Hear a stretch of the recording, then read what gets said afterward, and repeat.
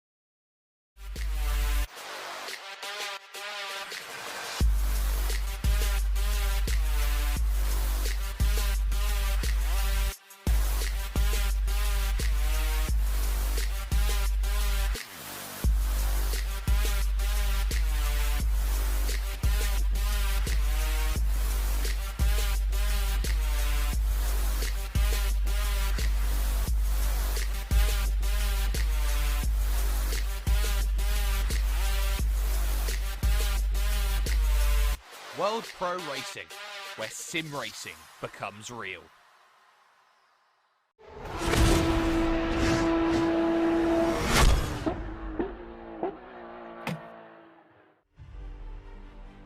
Little Birdworth, England. A very inconspicuous small village which, by all stretches of the imagination, doesn't mean very much in terms of the United Kingdom and England in particular. But today, it has a track which, for all intents and purposes, for those who love touring car style action, it is a staple. This is one track which makes the rounds on the British calendar year in and year out. And today, with World Pro Racing, it also holds that distinction of being the second round of the championship. We are here for some wonderful, wonderful work going on forward, and our GT4 work from AMD is going to be right in on the line for you. Oulton Park, the place. I'm Jake Sperry, Kieran McGinley, alongside me for the ride. Kieran, this is a smaller style circuit. It takes a lot of peculiarities around it, a lot of elevation change, and has some elements of a club circuit feel to it. But what you look at from this Oulton Park track is that it has just about everything that's needed to put a very difficult race together on the book. It does have straights, it does have some very difficult corners, but it's one that's very predicated on having very good downforce and traction as you go around. Almost like a carbon opposite of what Spa was when we went there 2 weeks ago. It's got those long straights followed by long sweeping corners and, more importantly, wide parts of the circuit. When we head to Oulton Park here, it's a very narrow circuit. It really does reward those drivers who can put in a really good lap time in qualifying. And with an hour race up ahead of these drivers later on tonight, they might find difficult to be frustrating. There's a lot of narrow parts of the circuit, plenty of undulation, and plenty of mid-speed corners to boot with those really narrow parts of the track. So if you don't get a good qualifying result, you might not be setting yourself up for glory later down the line. No, you might not. And this is a championship, of course, a 5-round championship where you don't have very long at all in terms of racing action to make everything work for you. So you have to really take those advantages as they come along. And an Oulton Park circuit like this will be ones which those, in terms of the manufacturers of this championship, that will be looking really, really happy and healthy for. For others, maybe not so much. This is a smaller circuit. This is going to be one which will be helping out the Ginettas. This is going to be one that's going to be helping out those vehicles which don't necessarily have top-end speed, but make all of that ability back up in the corners. And it's that dynamic of balance of performance, the ebbs and flows, or the tipping of the scales one way or the other. That's what we really see, Kieran, over the course of action.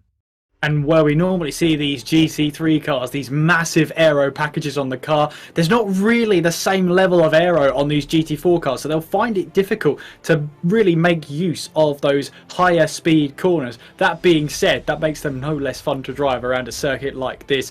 If there's one thing we know about these drivers, they do like this track. It gives it a lot of fun to drive in some of these lower performance cars. It really does bring the best out of them, and I'm sure we're in for some good close racing, if nothing else.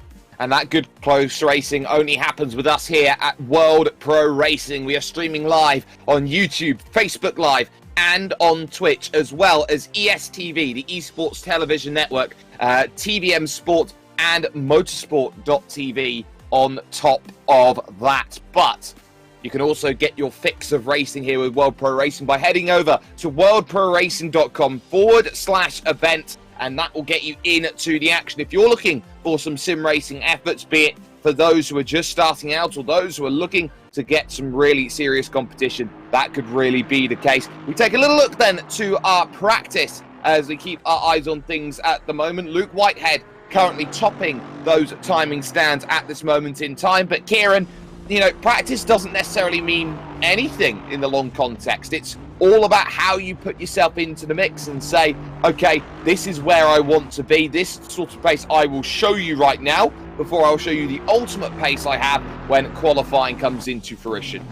Yeah, it's the ultimate holding your cards close to the chest session. You don't want to give too much away in these practice sessions. You don't want to give too much away to your opposition, to your rivals. You want to make sure you have your optimum pace in qualifying and ready to just shock the other drivers with how much pace you've held back. Looking at the weather though, there's rain forecast. There is rain on the way. It's about half an hour away, and if the drivers are lucky, they'll get a dry qualifying session. Should be an interesting start to this race, however.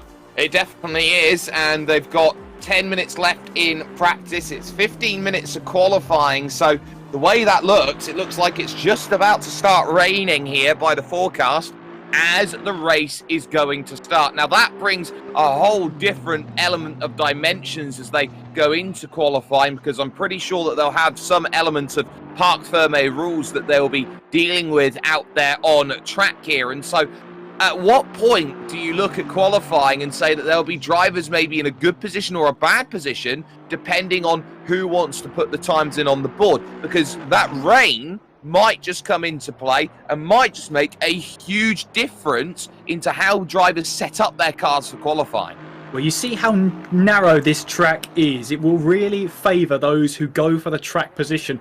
Don't be too surprised if you see drivers go for a dry setup and bank on the rain then coming and try and nurse the car through those tricky conditions with maybe a little less aero and a little less grip than they may prefer, especially through these higher speed corners. They'll really value track position at this race, so they will pretty much try and get the track position no matter what. So I'm expecting dry setups in qualifying, maybe a tweak of the aero here or there, but no major changes. They'll want to try and get track position in this qualifying session. What's going to be interesting though is how packed that track will be at the very start of qualifying when the green light at the end of the pit lane actually does go on. Yeah, and it's that green light at the end of pit lane, which may just be a great determining factor. You can see track temperature is very cold today. It's 22 degrees, 16 degrees air temperature right now. And as we know, Kieran, when it does get wetter, the track gets even colder and tyres get a little bit more slipperier as you go on through. So I'm sure these drivers will be looking at these conditions going, this isn't quite what we want, is it? But they'll try and get out there and set as good of a time as they possibly can. There is Teemu Pukki. They're in 7th position right now, 1 second adrift at this moment in time, and hoping that all of the pace works together and brings every nice bit. And you can see there already, there's the wipers going. So is that an indication of things to come at this stage? Well, I'm not so sure, actually, from Teemu Pukki. I can't really see any rain out there. Of course, it's exemplified and magnified by the amount of water that falls onto the windscreen as you're travelling around here at the best part of 80-90, looking into the treble figures of miles per hour as he's getting all onto the grass, then really pushing the limits of grip on that car. There's the limit of grip as he takes a huge ride across the gravel there, as Pukki at least getting his mistakes and at least finding out there's no grip there in this practice session. This is the last time. Oh, Harry Spears loses it on the exit there, and that is not great. That's on the exit of Cascades then, and lighting up those rear tyres on the curb, not really where he wants to be. But as I said, Jake, this is the practice session. This is the final chance to iron out those mistakes and just find out where the limits of grip are. And those limits are going to be tested very importantly by the number 5 of Tahamali in the Ashtois Ginetta. Moving progress up the hill, you can see going to 4th gear, not running that full stretch then from the hairpin all the way down to this very tough right-left chicane, which is all about accuracy. This track is an accuracy track, very much like how a street circuit, you would say, is an accuracy track. A lot of these corners around this place are designed for you to lose time if you get ever so slightly off the racing line. So precision, this is a race, you'd say, where the driver who is the most precise is going to pick up the result. Yeah, and it's very punishing on track limits, albeit there really isn't any. You've just got grass and gravel on the outside, a real old school circuit that punishes mistakes. as we see then Malley now making his way through Lodge Corner and onto this start-finish straight, which really isn't straight, and there's a heck of a lot of undulation as he comes around the final bend and over the start-finish line, and there is a 1:41.5, so pretty consistent with his time so far. 5th fastest in the session as he makes his way through Old Hall Corner, now down the avenue and Denton's. You're downhill on the braking then in towards Cascades. But yeah, one thing that the drivers will notice about this track is there is a lot of undulation. That suspension is going to be worked hard here. Yeah, it certainly will. So a lot of need, especially in the suspension here today. And what they'll also be keeping an eye out on is their ride heights, which, of course, as they go around, you don't often talk about it in GT3s, but it is important to talk about. If there is that threat of rain coming, then they're going to want a setup that's a little bit higher up so that they can generate more grip. They will indeed. Looking at the weather, though, there's very, very still out on the track in terms of wind speed. So that rain might slowly approach, and it might just be slow enough, the wind, not to pick up any kilometres per hour. So that does mean that the rain will slowly make its way out of the track. That could mean then that certain parts of this track might be, you know, experiencing some rainfall, whilst others might not. And if that's the case, then that means the rain's going to stick around longer if there is no wind to blow this rain away. Here's Michael Murcia as he makes his way through that chicane here. I believe that's Hislops, and then through Knickerbrook, then through this long right-hander. Very easy to run a little wide here. You don't want to get too early onto the power. Up now we go through Clay Hill, through Water Tower, and then towards Druids Corner as we try and find the braking zone there. Such a narrow circuit here. Through we go then through Druids Corner and making our way up towards Lodge Corner in that BMW. 13th fastest out there so far in this practice session, with just now under 4 minutes to go. Yep, so not bad at all at the moment from Michael Merciaka. 1.7 seconds adrift at this stage, making that drive up the Dearly, which has many similarities to a certain corner over at Coldwell Park, of course, Oulton Park, and moving up to P7, just 1 second behind now over the course of action. A little bit of it, as it seems, of a reduced field right now. Only 19 drivers here today looking to take on this second round, and maybe it is due to the fact that this track is a little bit more narrow. It's a little bit more difficult to put everything together, and it's going to be a very tough battle I think we're going to see out there on track. But the one other thing that I'm probably keeping my eyes out on is Maximilian Vady there in 6th position as Spears goes for another big moment then in the Aston Martin. But I think this is going to be a very important point to look at here from Vady, who has moved into the KTM, because if that is the case, which it is, you can see it is a KTM out there on track, that is a change of car from round 1 to round 2, which by the very intent of the rules of this championship, you are not allowed to do. Well, he might be pulled aside by the stewards for that reason. But anyway, he's driving the KTM and making his way up Deer Leap and on towards the start-finish line. As he does cross the line, he still remains 6th fastest in this practice session. He'll get 2 laps more if he wants to, at least of this pace, as he makes his way to start yet another lap. But at the moment then, Luke Whitehead is at the top of the standings by 0.7 of a second ahead of Sheldon Muscat, and it's Hamada Akizi rounding off the top 3. Jordan Stones in 4th place. Taha Mali, who's our leader of the championship, currently 5th fastest, with there you can see Maximilian Vady in 6th place. Top 6 covered by 1 second. Yeah, they certainly have been, and we keep an eye out on Luke Whitehead as well in that Audi. Hardly anyone chose an Audi. In fact, he's the only one out there today in the Audi. And one of the keys that the Audi has, maybe, that you'd say, Kieran, compared to other vehicles that are out there in this field, say the McLarens and the Porsches, the Ginettas, the Mercedes, is that short wheelbase that the Audi has, which gives it that ability to throw into the corner a little bit more quicker. Yeah, it's really, really good, an Audi. For that short wheelbase, for the handling, you can, as you say, chuck the car into the corner. It's quicker to respond, and it's a much more agile car, much like the KTM that Vady is driving here. That short wheelbase really does help with the handling, but it can be a little bit costly in other areas. If you've got a shorter wheelbase, there's less the aerodynamics of the car can actually do in order to create the airflow and maybe stick the car to the ground a little bit more. So where you lack in the aerodynamics and the amount of aero you produce, you make up for with that mechanical grip, which you do need around here at Oulton Park.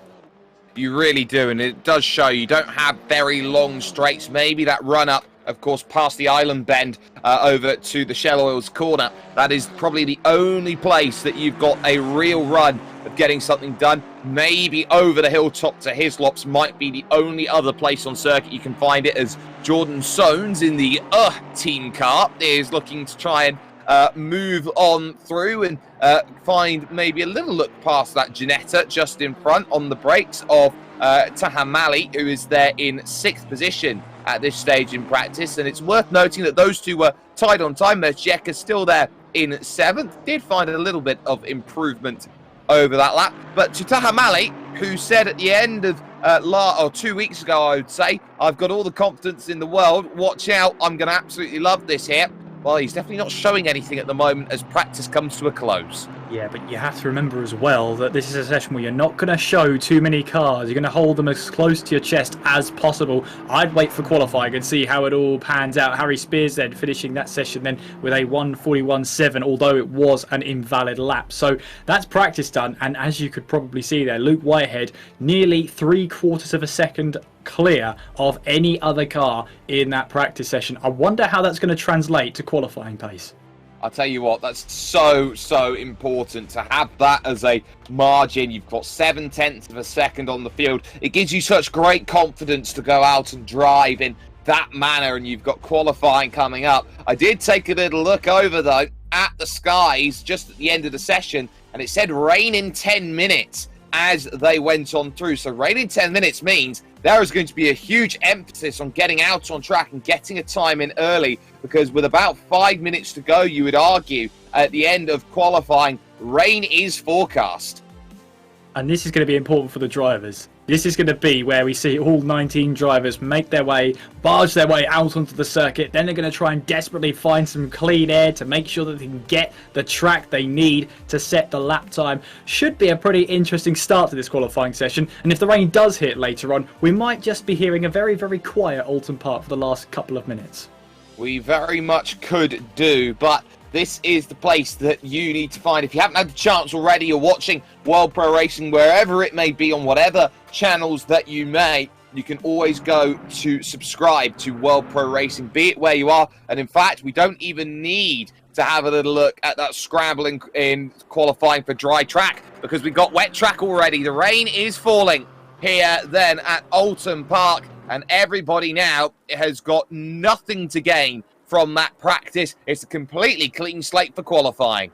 Yeah, you say that though, but the rush will still be on, because that rain is going to get heavier throughout this qualifying session. So there's still going to be that scramble to get themselves out on track. Of course, you want a track that's at least damp, not sodden and wet, as that will obviously slow the cars down with the wet tyres and the friction that the water does create. So there's still going to be that scramble. It's just that it's going to be tougher to do because it takes you a longer time to make it around the circuit whilst it is raining, of course. But yeah, I'm still expecting the same scramble, and let's see who can find themselves out on top here in this qualifying session. It does say damp at the moment for the track. We'll see when damp becomes a different word out there on screen for track dynamic at this stage. But this is going to be very tough because they will not know where their markers are out there on circuit. They've just done a full practice session in the dry. They move to the wet, and this is going to be a real test of driving capabilities. We haven't really talked about how these vehicles will handle in the wet. If you've got a really stable setup underneath you, that could be a huge benefit right now here in these wet weather conditions.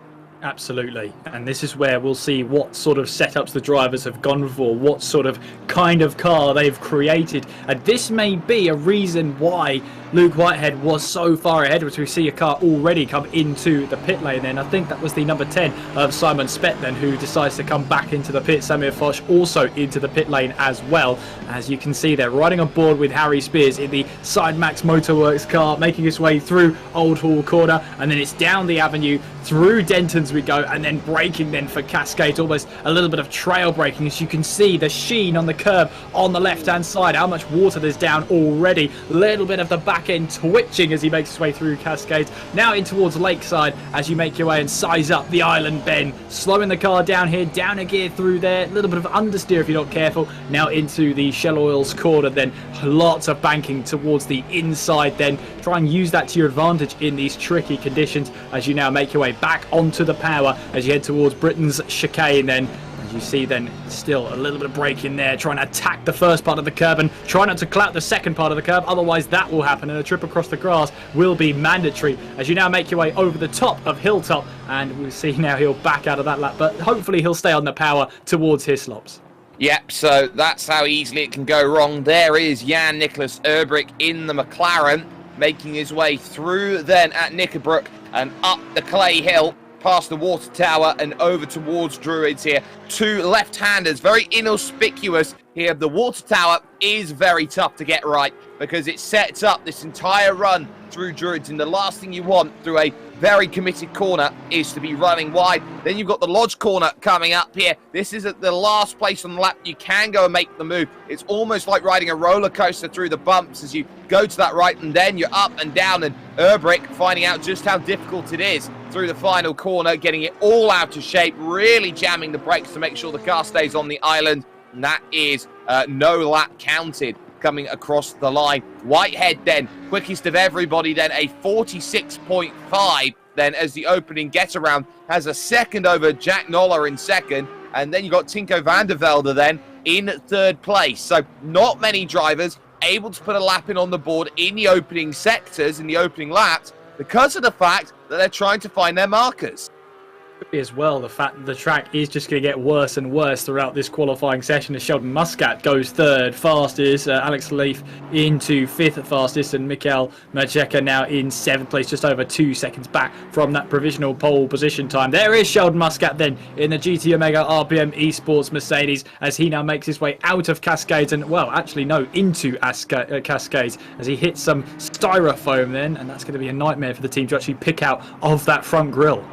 It certainly will. The good thing is it's virtual, so that will just be a clean reset and back then to get things going. There is Tinko van der Velde in the fourth position right now, the number 66 Aston Martin, looking to make a good amount of progress. Is there in fourth position right now in terms of the efforts being done, so it looks like a good start, but now has just dropped down into fifth because Jimmy Holm has now moved the Porsche up into third position. So a really, really good bit of time work from Jimmy, who of course isn't in a Ferrari for this championship, but my goodness, is he trying to make everything work. Van der Velde making his way now to the Lodge corner.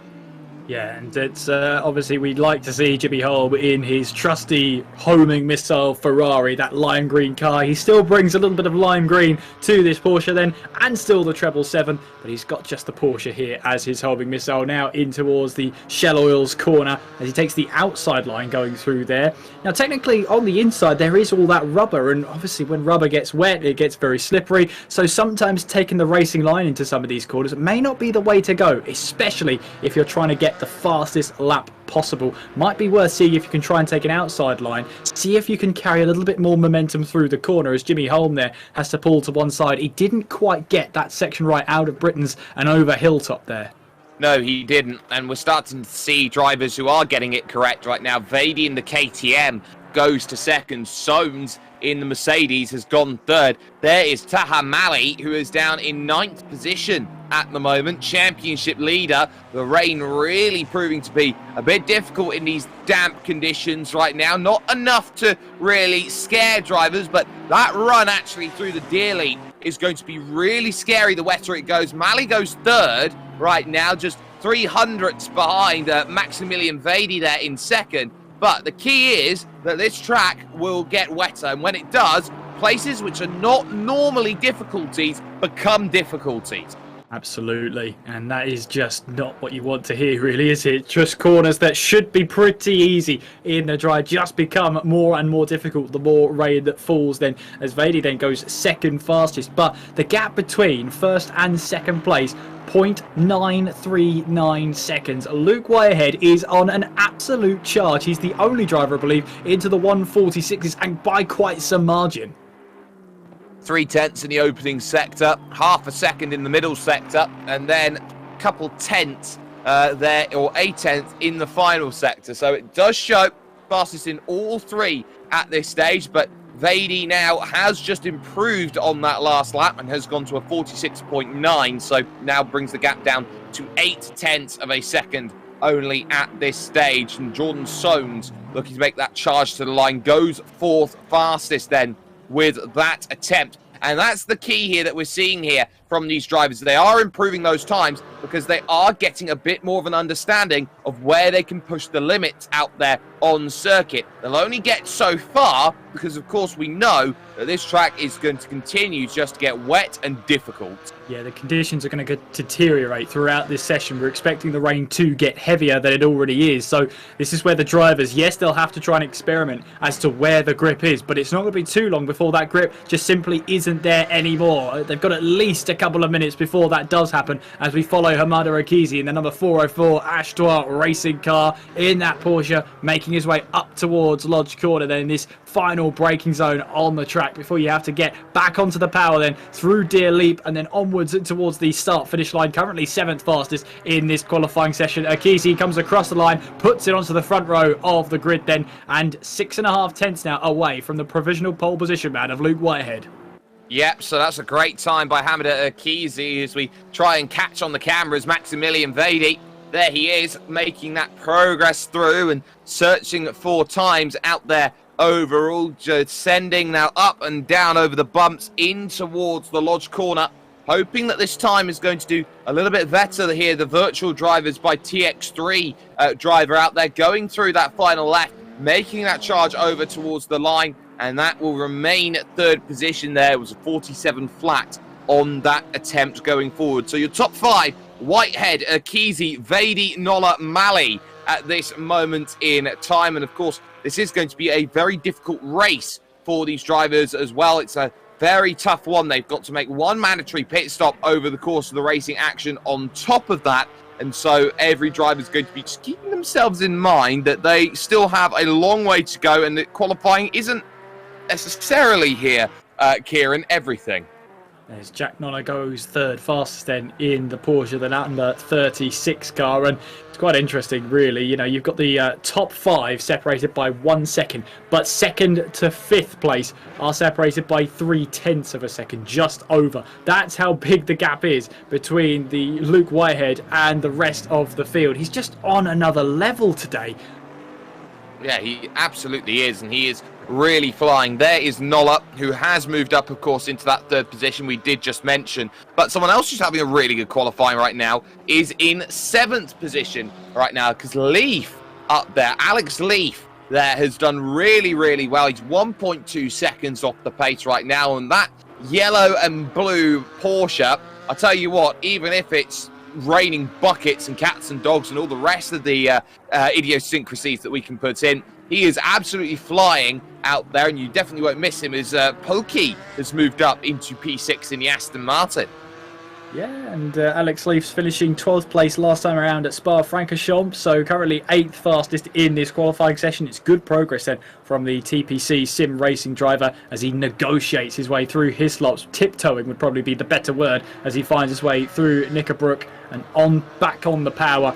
Taking a little bit of curb there, braver than me for sure, as he makes his way up through Clay Hill. Not where I would put the power down, especially in a rear-wheel drive car, through the water tower and on towards Druid's Corner. This dangerous right-hander, and it's caught out. Alex Leaf gets onto the grass, and it's just simply, once you get onto the grass in these conditions, there is absolutely next to no grip. In fact, I'd go as far and say there's absolutely zero grip.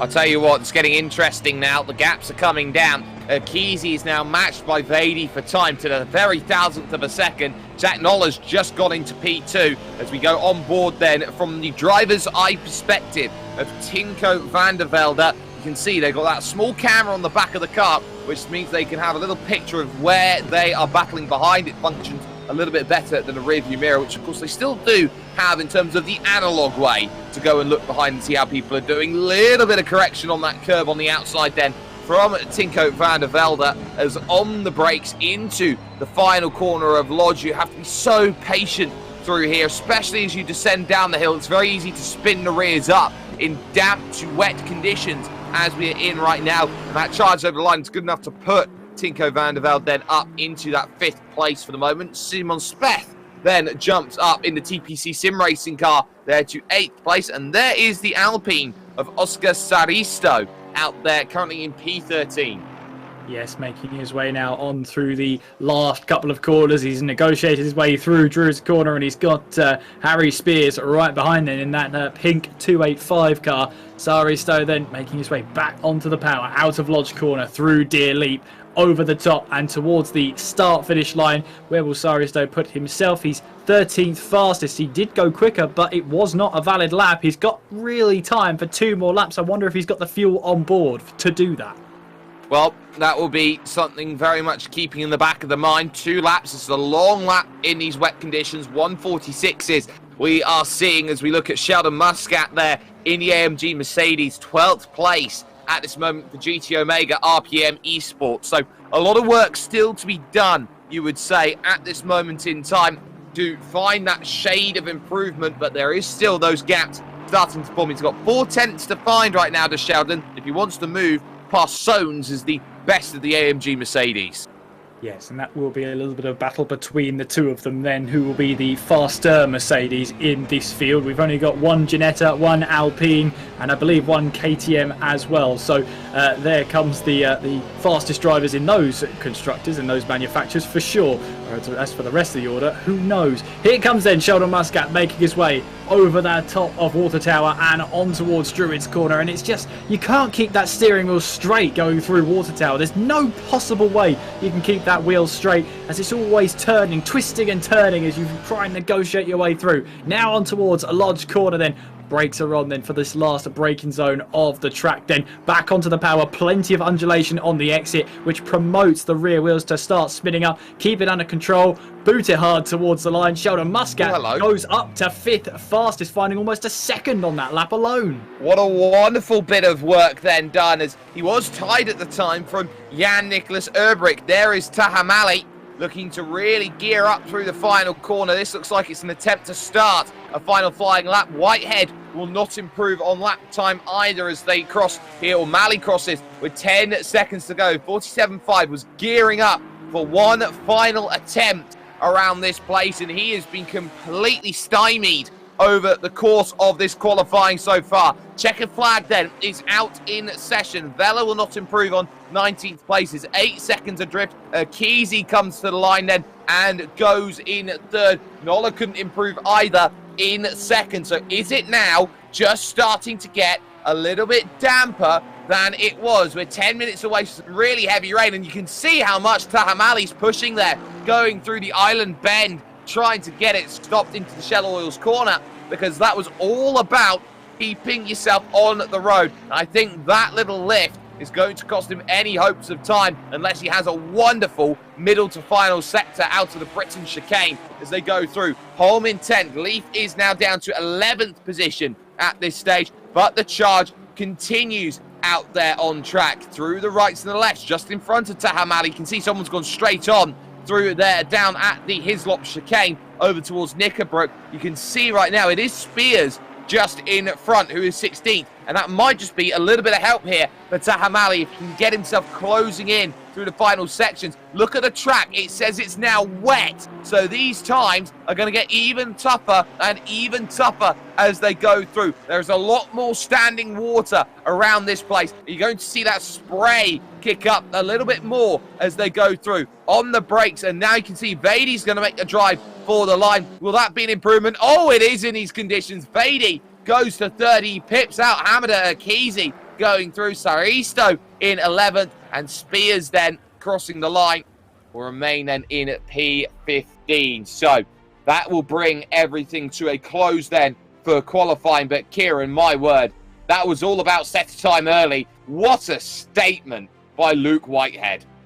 He's certainly in control. That would be a bit of an understatement. And qualifying is, I always say, a quarter of the story. We've got an hour-long race with a mandatory pit stop, but going by that pace alone for Luke Whitehead, he's looking like he's going to be in a league of his own tonight. Taha Mali, we saw him there on that lap. He got onto the grass through the island bend. He pushed it too hard. He lost the back in there. Did very well to keep it under wraps, but that just showed you, Jake, as you rightfully said, that track got a lot of standing water towards the end, and we saw the KTM getting an improvement, going even faster in those tricky conditions. So it just goes to show that sometimes, even if the track gets worse around you, if the water stays away from the racing line and you're on the right tyres, then that could mean the world of difference between setting that really good lap time and maybe just falling short.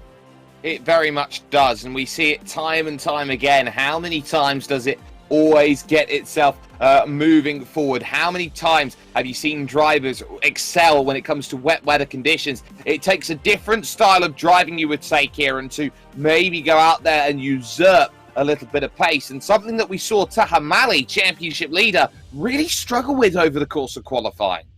Yeah, sometimes there you might just have a car that might just not like these wet weather conditions. In theory, the drivers should have to stick with these cars throughout the entire series here. So there will be cars that don't like the wet weather conditions. There might be cars that don't like Oulton Park. And if you're unlucky enough for a car to not like Oulton Park and not like wet weather conditions, you're in a world of trouble. You certainly are, and of course here with World Pro Racing, wherever you may be watching us right now, this AMD GT4 series is not just a shiny name in terms of this championship. There are reasons why we race, and of course, Kieran, they race for prizes. They do indeed, and some lovely prizes on the line, courtesy of our title sponsor in AMD. Yes, some fantastic prizes for the top 3 and some goodie bags for the rest of the top 6. So it really is something on the line for these drivers. They know they want those prizes, and they're very nice prizes too. They certainly are, and of course we'll be seeing those gathered up at the end of the season when all of the racing is said and done. But you know, tonight is just one of those nights for those. Today is one of those days, and we'll be seeing who can put an hour in on the board. And, you know, you've got such a technical track with a lot of corners on it, Kieran. This is normally, even in dry conditions, concentration. But how much more mental fortitude will we need as we take a little look at the drivers then going to the grid? We've got about 15 seconds before they get going. Just how much concentration are they going to need? They're going to need a ton of it, even more so in the dry. There's obviously not many opportunities to practice rolling starts, let alone in these wet weather conditions. So keep your concentration. There's going to be a lot of spray off the start. Make sure you find your braking point. Keep yourself out of trouble as you head way in towards Old Hall Corner. It's a very high speed corner, but it's very high risk. Keep your nose clean. You've got a good chance of a good result. High risk, high reward then, as we see the drivers making their way then towards the Old Hall Corner. And, sorry, not the Old Hall Corner. Well, they will be getting there eventually, but through the Lodge Corner, first and foremost, to get themselves through. Up and down the hill, they will be at the behest, so to speak, then, of Luke Whitehead on the inside. Nola alongside. Watch out for this hour. This is going to be a tough hour's worth of battling. The rain is absolutely pouring down, and we are getting ourselves ready and going here. Gene Velo will get a drive-through penalty for speeding off of the start then of this race. Disaster at the back, but Whitehead unchallenged going to the opening corner. A bit of too wide already, as I believe Van der Velde will be looking for a way through. Hamdo Kesey as well in the mix as well as they head down the hill into the Cascades for the first time. Look at Van der Velde's start. He's already up there and searching for places. He looks to try and pick that one off, and he has done. Oh, they've got a car off in the background. One of the Mercedes is off in the background. I think that's Jordan Soames in the background, who finds himself onto the grass. Does well to get it back onto the track, but he's lost a lot of time. Luke Whitehead getting a fantastic start, perfectly planting that throttle pedal, getting pretty much no wheel spin whatsoever. Does a really good start then, and already starting to pull away. The gap's nearly a second already, and we haven't even got to the halfway stage in this lap. And there's the Baby McLaren Racing Team car of Samir Foch. He's currently in 19th place. He's got Dean Veller ahead of him, but Dean Veller has a drive-through penalty, as Marley then down in 6th place at the moment as he tries to fight his way back through the field. There you can see the Ginetta trying to sneak a move up the inside, maybe having a look up the inside of Timu Polki then. So you can see Mali has lost a position off the start. The Aston Martin almost being a bit of a boat going through in towards Knickerbrook then. Looked really hard to get under control, and Daniel Veller there in the Goderia Racing BMW, as you said, Jake, has that drive-through penalty. He'll have to serve that within the next 3 laps. He certainly will, and it looks like Saristo dropping well down the order as well, back to 17th. Hasn't had the best middle sector, but at least for the moment, Luke Whitehead in total command at the front of this field. Already has 1.4 seconds to the good, but Jack Noller will be the one looking behind more rather than in front. So we take an eye at Jan-Niklas Erbrich there in 12th position. You can see those contrasting lines, and into the pits then will come Maximilian Vady then in the KTM. So a lap 1 decision to stop. It's crucial to work to say this right now. That is not inside the pit window. They need to make one stop within the pit window over the course of the action they've got. This is an additional stop for Vady right now as he finds himself in the lane. Yeah, Daniel Vella also coming down the pit lane to serve his drive-through penalty, so that'll be out of the way at the very least. He'll have some clear air to put in some lap times of his own, but that's not what he wanted to do at this stage. As Marley now gets ahead of Muscat, and also Polke as well, he's found himself ahead of as well. He's got Van der Velde now ahead. That'll be a battle for 4th place, but Luke Whitehead already 1.5 laps into this race, 1.5 second lead. He's got Hamada Akizi riding on board with him as he's got Tinko Van der Velde in every single rear view mirror he's got. He's got to try and keep his concentration here. He can't let Jack Noller get too far away. As you can see, weaving left and right. I think he knows we're watching him here. I think he does as well, trying to maybe break a bit of toe. Very dangerous to do that in wet weather conditions as well, as there goes the tyre bundle. It's a big hit as it goes on through, so they won't be dealing with that too much longer out there. There is Simon Speth looking to try and get a really good run, but he's out on the curb, and that's an issue. That's why he grabbed grass. Vady back out there and racing again.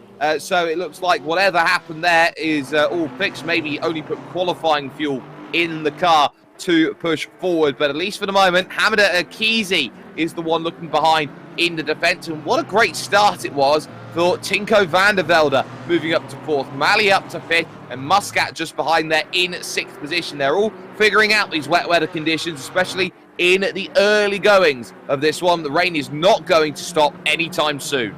Well, you say that, it won't stop anytime soon, but it's meant to ease off in the next 10 minutes. So there will still be rain, but it's meant to lighten up. That doesn't mean that the rain's going anywhere, of course, as you rightfully said, as there's a lot of standing water out onto the track right now. Luke Whitehead leading by just over 2 seconds in this race, and we're not even 5 minutes into this race, as Luke Whitehead is making this look easy. He's on a Sunday drive at the moment as he makes his way towards Shell Oil's corner.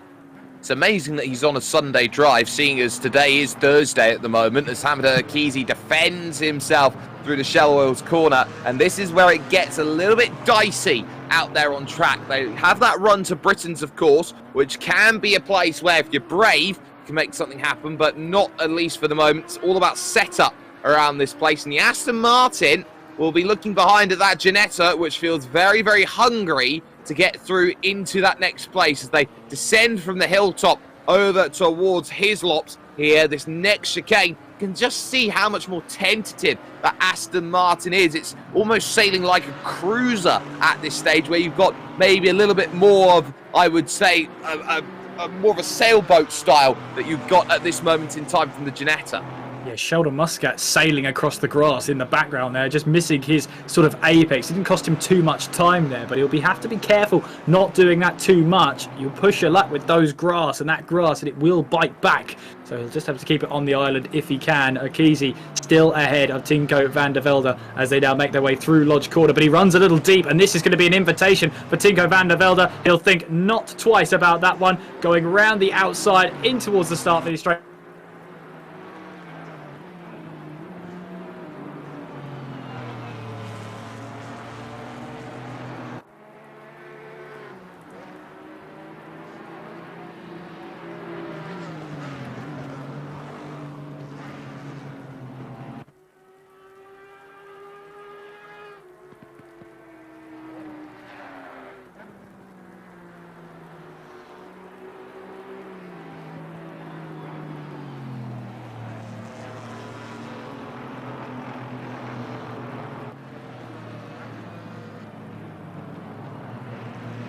Van der Velde through, Mali through up into 4th position, and everything exactly as it needed to be as they pushed on through. A lot of work being done as they go through, as Pierre Metz, you can see back there in the Ninko Racing, Aston Martin is in 17th place and figuring out how to stay with Samir Foch there in 16th overall. There are gaps that are appearing out there on track, and it's looking very, very aggressive in the mid-pack. If you've been on the highway or you've been on the motorway at night when it's raining or when it's been very dark and dingy, this is how it feels. A little bit in the grass there goes Keezy. It's very, very tough, and it's very easy in those conditions to get tunnel vision.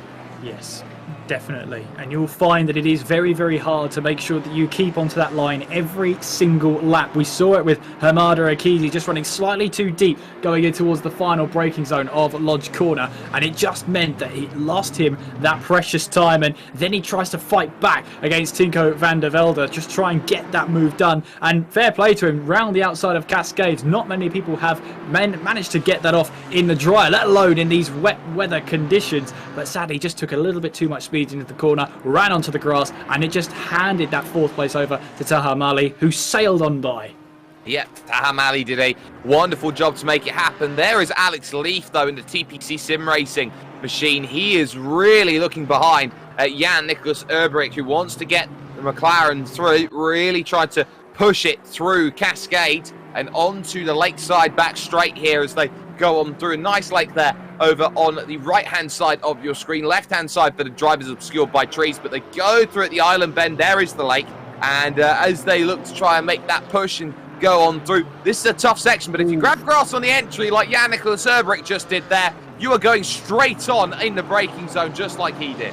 Yeah, you'll see then. He had the anchors on, but the grass is so wet out there, the brakes just do nothing. They'll just lock the wheel, lock the tyres, stop them from spinning, and it just makes you slide off of the circuit, and it's not ideal whatsoever. That's where cadence braking has to come in. You can't rely on the ABS there alone to get you out of that situation. Flashing of the lights then from the BMW of Michael Mercieka as he tries to defend against Harry Spears. I think actually he's got the move on Harry Spears, because he was 12th place, was that bright pink Aston Martin. We see another car having to take to the escape road going through Hislops then. Wasn't quite sure which it was. I saw that out the corner of my eye. Meanwhile then, Soanes is right and having to defend hard from Michael Mercieka. You can see now that rear view mirror of the Mercedes will be full of the BMW behind. It certainly is, and you are really seeing it right now, just how tough of a battle they are finding themselves in on the brakes then into Lodge Corner on what is their 5th lap that they have managed to get themselves through, and you can see just how much they are willing to push, and you can also see how much of a line is being determined here. All these drivers, all 19 of them, or 18 now with Piamet down in the pits, they are creating a line out there on circuit, which is giving them all of the reasoning to stay on it, because they have to deal with less standing water, and they will continue to take that water off every time they go through, and that's going to be worth keeping in mind as the track maybe does dry up a little bit later on in this race, depending on the conditions. They're going to be looking at how much is that track going to be drying up, and how much risk do you take on making a move going to that wetter line. As you can see, Spears thinking the inside, and oh hello, just behind there, that was very nearly a little look for the move. Yeah, that was Saristo, I think, almost ran into the back. He might have just given Harry Spears a little bit of a love tap going in towards Shell Oil's corner. If it wasn't love tap, it was very close to being one. As you can see, the drivers attack the Britain's hair chicane, then on we go through Hilltop. But Saristo is just filling that Aston Martin's mirrors then as they now descend towards Hislops. And one thing about this circuit, we've already seen it there. Oh, that's the McLaren there of Jan Nicholas Erbrick. He's struggling out there. Once again, he has to take to that escape road. And because you take that escape road, because the styrofoam isn't there anymore, you have to slow down. Normally, you'd have to go around it, but already someone's been through it. Yeah, and that was Jan Nicholas Erbrick last lap. So really not having fun at that section of track. And you really have to temper your braking zone as you go down the hill in towards Hislop chicane, because of the fact here, Kieran, as you go on down into that section, gravity works against you, and of course when gravity works against you, you know that gravity is working against rain as well, and that it's also flowing down. It's like being on a water slide. It is indeed, and of course with the wet weather you'll have increased braking distances, so everything is literally against you as you go in towards that braking zone. Riding on board then with Harry Spears in the Sidemax Motorworks car on the back of Mikhail Mercheka, the number 27 car ahead, as they now make their way through in towards Denton's, now down the hill in through Cascade, and you'll see two slightly different lines being taken there. Can Harry Spears try and take advantage of this one? Well, he had a BMW parked right where he wanted to accelerate, right when he wanted to put the power down, and Mercheka will start to build a gap here because he, in theory, was earlier on the power. Now making our way through Island Bend and in towards Shell Oil's corner, you can see the BMW defending the inside line. No way through for Harry Spears, and if you park your car in the right places here, it is very, very difficult to pass. Then you can see Saristo right in the rear view TV screen, if you like, right on the back of that Aston Martin. And there you can see as well behind, Erbrick will want into this one as well. Good drive up the hill though from Saristo, and making that descent down the hill is going to be a very tough battle to take. And ultimately, they're going to come together as they go through. Once again, you can see it was an exit stage right for Erbrick. Third time in 3 laps he's made that same ascent over to the right-hand side, to the left-hand side, sorry, as he went on through. But now you're starting to see how these drivers are getting a little bit caught up and bogged down behind each other right now. This is a tough track to overtake, even in the dry. In the wet, it gets even tougher.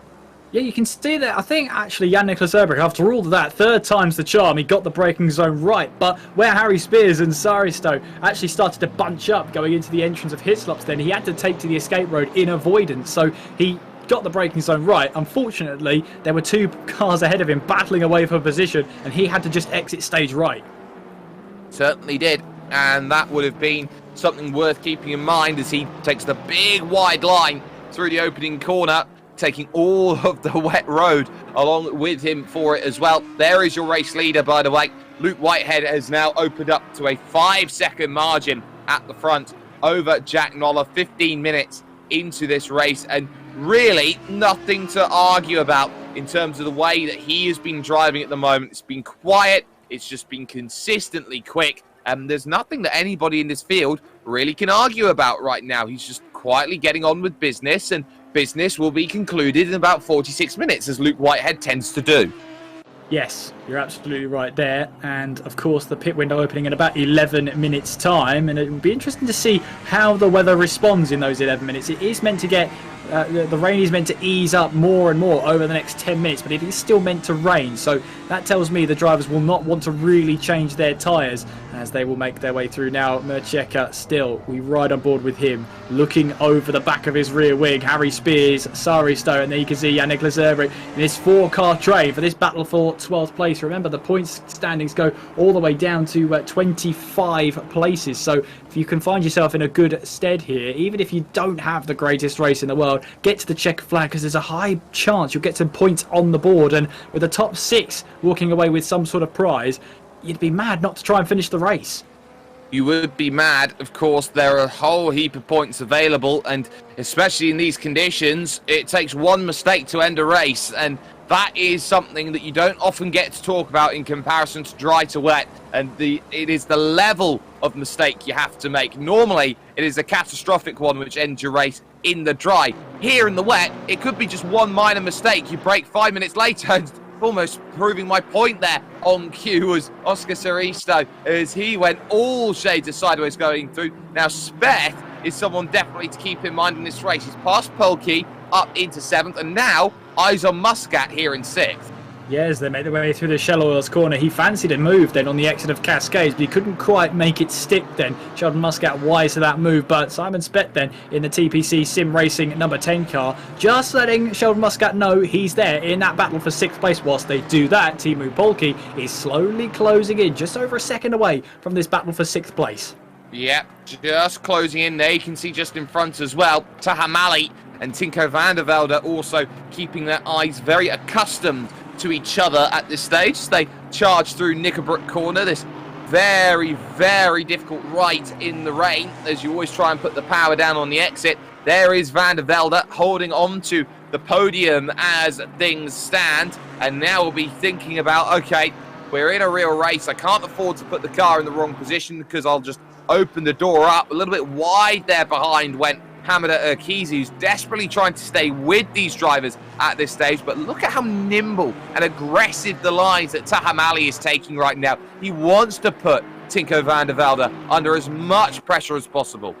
Doesn't he just? And he knows here that he's already seen from the likes of Hamada Urquiza that if you do put the driver under pressure up ahead, there's a chance they'll make a mistake, and then there'll be this chance that you can sail on by and take a free position. But at the moment then, Van der Velde is in no mood to make any mistakes. Sarista, on the other hand, is on the charge then as they head towards the first braking zone at Old Hall Corner, but no way through then. It's a long right-hander and then gets tighter as it goes through a tightening corner on the exit then, and there's just no way he could have found his way past. Yeah, Nicholas Erbrich then still trying to find his way through, still got the best seat in the house for this battle for 12th place. Might be the best seat in the house, but there's no point calling it the best seat in the house if you can't see a way through any other drivers. So still the patience play going to be there, and it might just be a case when you look at the strategy that they go for a call to come in early or come in later. The one thing that they'll have definitely in the back of their mind is that they've got big chunky wet weather tyres on at this stage. What that means is that they've got a lot of tread for getting rid of water out there on circuit, and it is going to dry up in 10 minutes. We're going to move from heavy rain to light rain, and 1, 2, 3, all in trouble. Mesheka's, I believe, going to avoid all of them, as is Samir Foch avoiding action through the grass. But there at Britain's, how easily it all goes wrong, and it looks like Spears might be calling it a day.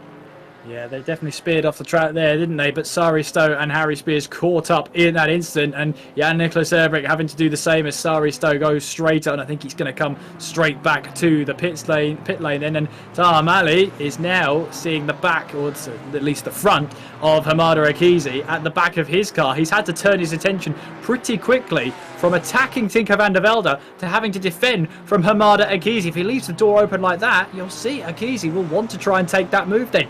In we go then through the first corner at Old Hall Corner. Both cars lighting up the rear tyres on the exit of the very first corner, down in towards the avenue, through Denton's, and now in towards this long left-hander of Cascades. And the pit stops here, a mandatory tyre change is required. So you will probably see the drivers go onto another set of these wet weather tyres, because the rain is going to stick around for the foreseeable.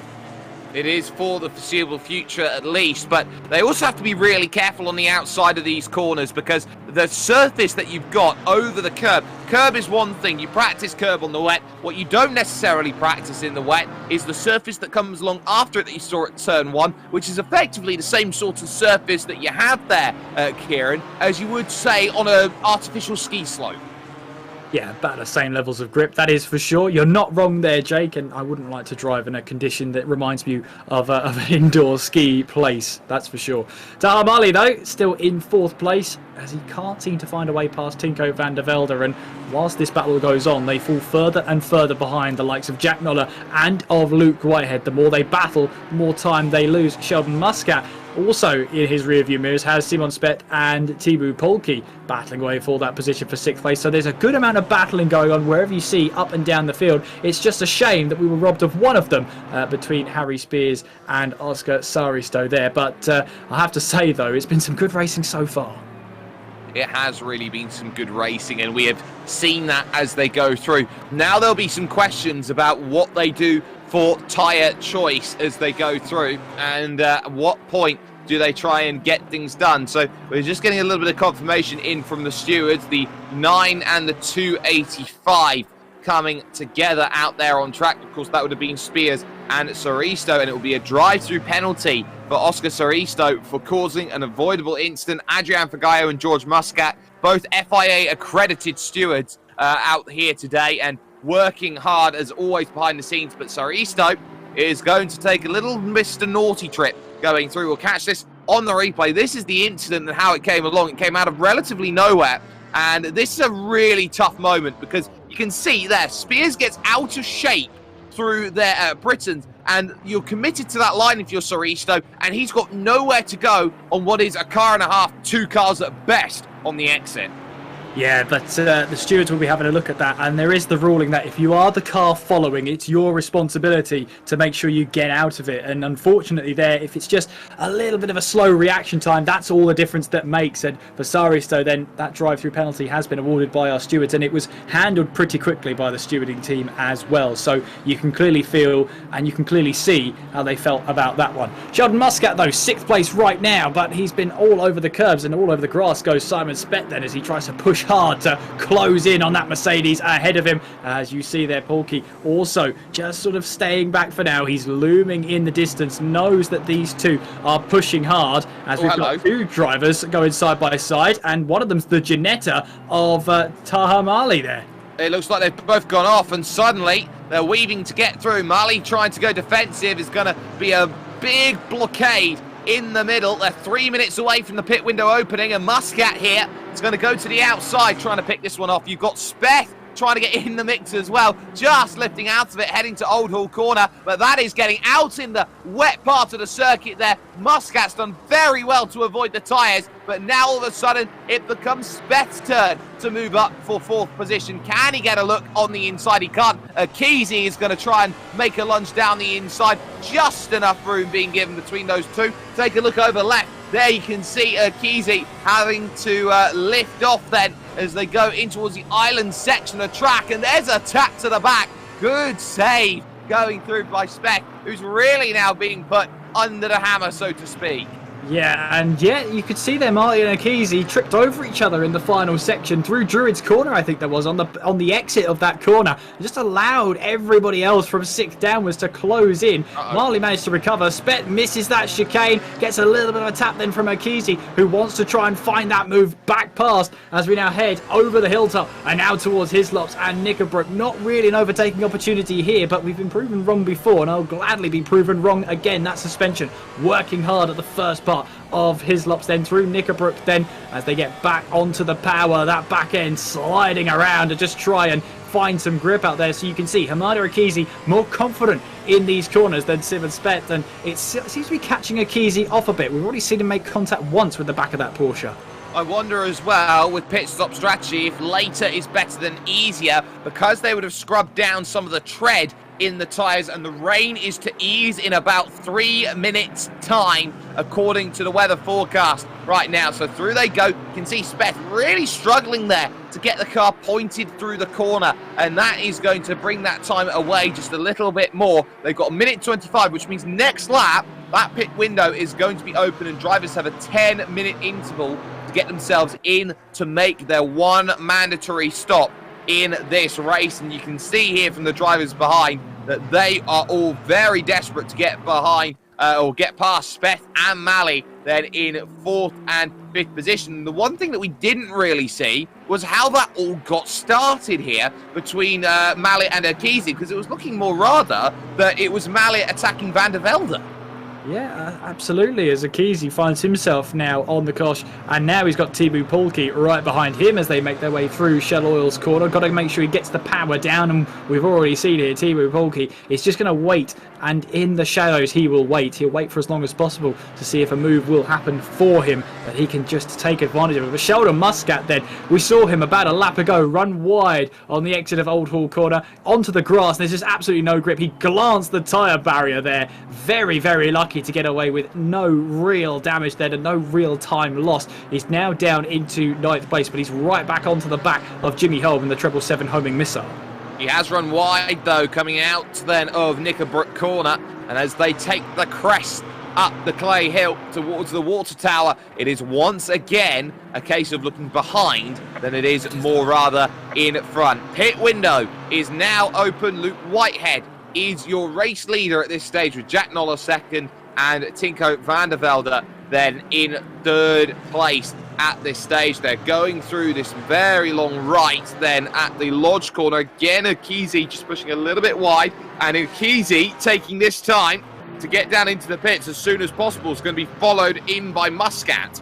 Yeah, very, very awkward pit entry as well, as you're trying to turn and slow the car down to 50 kilometers per hour. So Kesey then is the first person into the pit lane, and to serve that mandatory stop, a mandatory tyre change is required. And in these tricky conditions, still the wet weather tyres are going to be put on. There's still a lot of water out there on track. Alex Leaf then, that's going to put him up into 9th place as he tries to chase down Jordan Soames for what now will be 10th place, or sorry, 8th place in this race.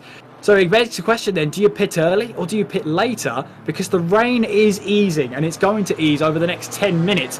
Do you get out there and just try and, you make use of these tyres whilst you still can? Or do you pit early, get some fresh tyres and make use of the water that's remaining out on track?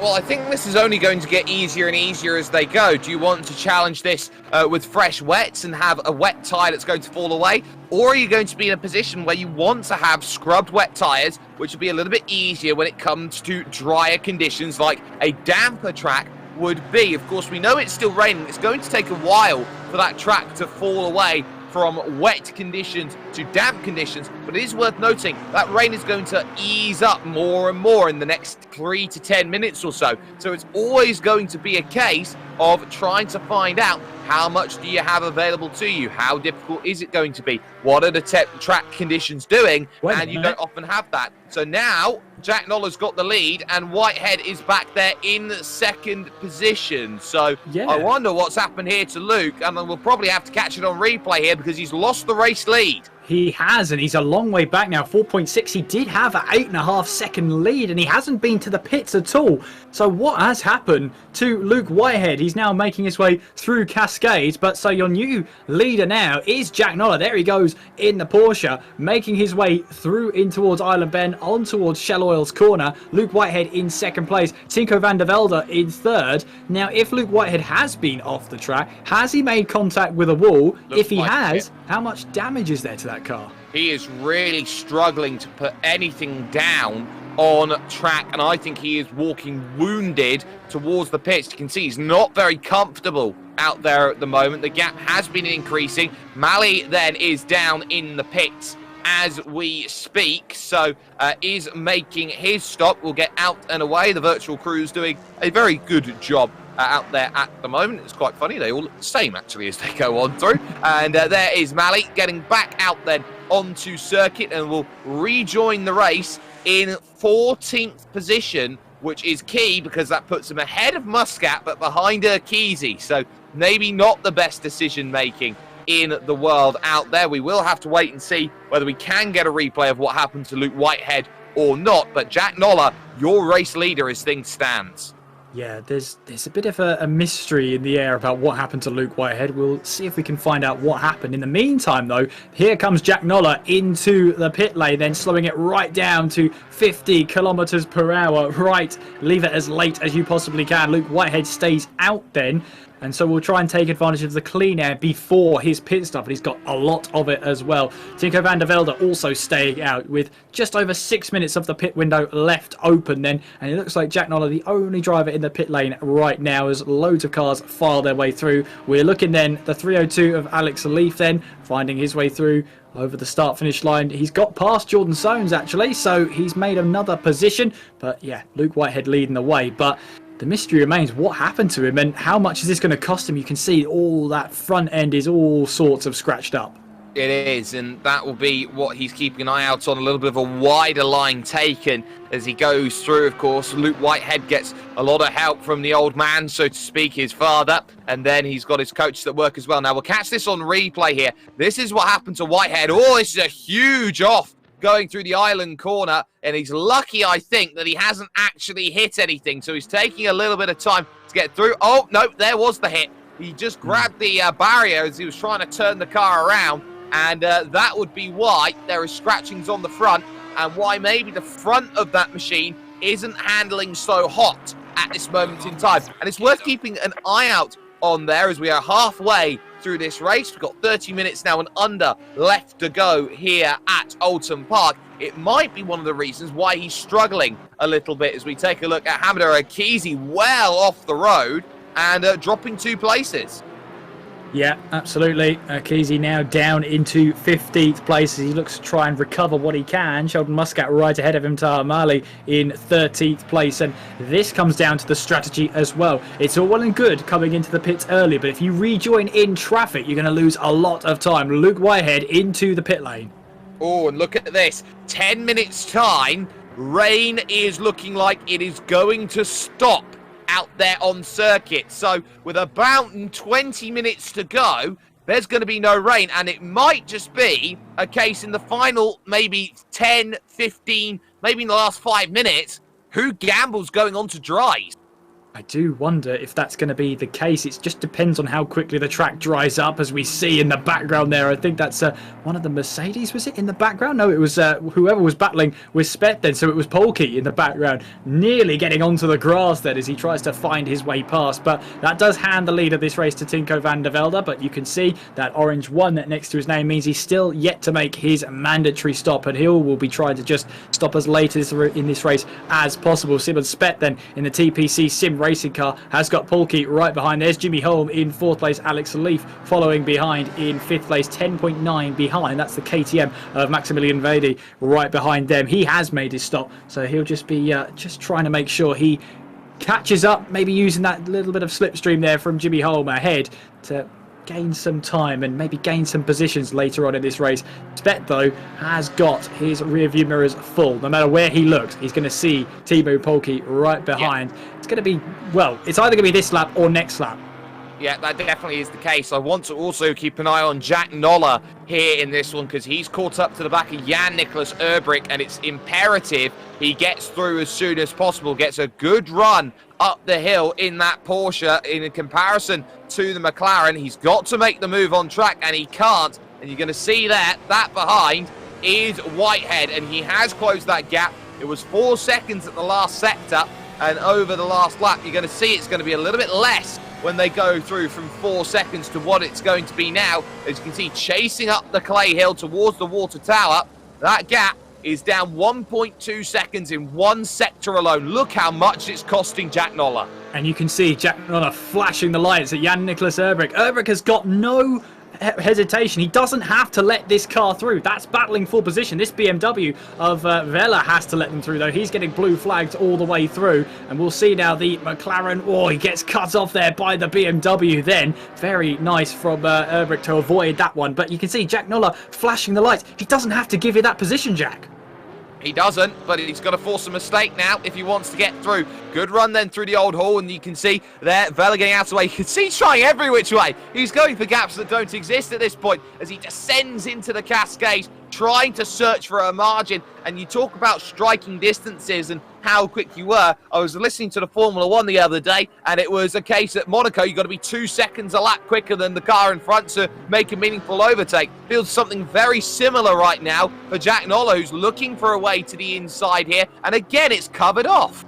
It is covered off, so you can see Erbrick here is defending. He doesn't want to let this position fly at any rate whatsoever as we make our way now through in towards Britain's chicane, then attacking that first curb in towards the second one. And there you can see how much confidence Jack Noller has going through the third part of the chicane there. Confidence in the grip of this car. He's loving it right now. What he's not loving is Jan-Nicolas Erbrick up ahead of them, because that advantage he had as he exited the pit lane, 4 seconds. Now you can see Luke Whitehead is right behind. His only solace, though, is Jan-Nicolas Erbrick has to pit in this lap. He has no other choice. Yes, but this is also helping Tinko van der Velde, who stayed out as long as he possibly could in these conditions. Track has gone from wet to damp now as they make this push into the right. So this track's getting quicker and quicker as they go around. And crucially, can see there is that element of aggressiveness needed here. Noller's searching for the inside. He's also half defending at the same time, not allowing Whitehead